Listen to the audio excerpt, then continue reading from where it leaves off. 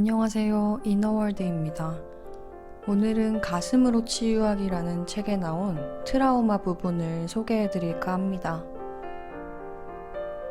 어린 시절에 트라우마가 생기면 가슴이 열리기에 앞서 혼란이 일어날 수 있습니다. 예를 들어 학대를 당한 어린아이는 치유의 기회가 오기 전에 혼란의 시기를 겪을 가능성이 있습니다. 혹은 아이가 성장해 어른이 되면서 자신이 겪은 트라우마에 대해 드러나는 진실을 마주하고 결과적으로 트라우마의 영향을 극복하려고 치료를 받으면서 치유가 유기적으로 일어날 수도 있습니다. 트라우마가 치료되지 않고 이 사람의 삶에 혼란이 발생하면서 결국에는 영혼이 이제 그만, 이걸로 충분해 라고 말할 정도가 되어야 가슴 열림이 시작되면서 치유가 일어나는 경우도 있습니다. 어떤 일이나 경험이 트라우마가 되는 이유는 그것이 부당하고 충격적이기 때문입니다. 그것은 아무리 이치를 따져봐도 이성적인 관점으로는 이해할 수가 없어요. 트라우마가 된 일을 이해할 수 없으니 생각도 정리가 안 됩니다.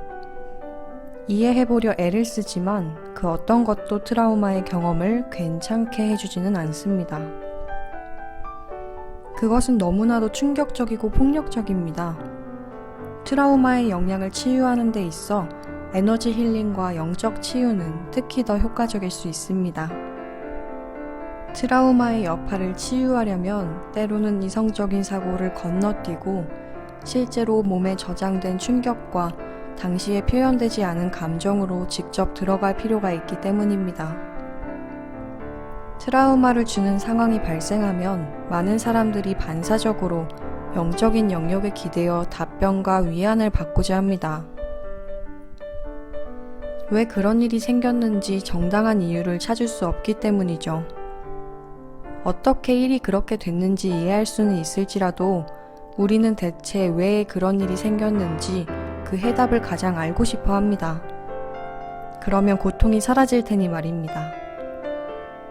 갑자기 아이를 잃거나 사랑하는 사람을 잃고 무분별한 범죄에 휘말리는 형태로 트라우마가 발생할 때 이런 일을 영적인 깨어남으로 이해하기는 어려울 수 있습니다.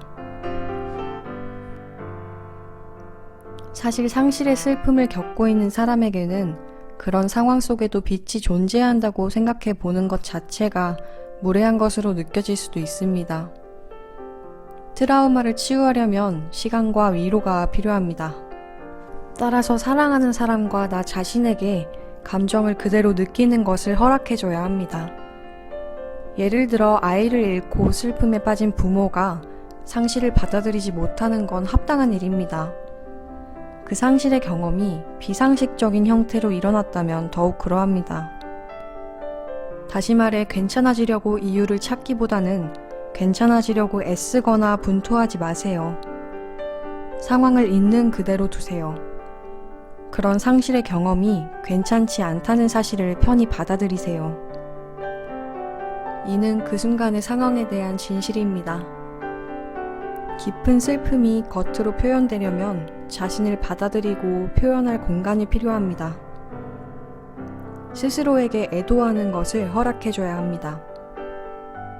어떤 설명도 갑작스러운 상실의 고통을 없애주지는 않습니다. 아마 시간이 지나면 평화로워질지도 모릅니다. 그때까지는 슬픔과 분노를 느끼는 게 우리가 해야 할 일입니다.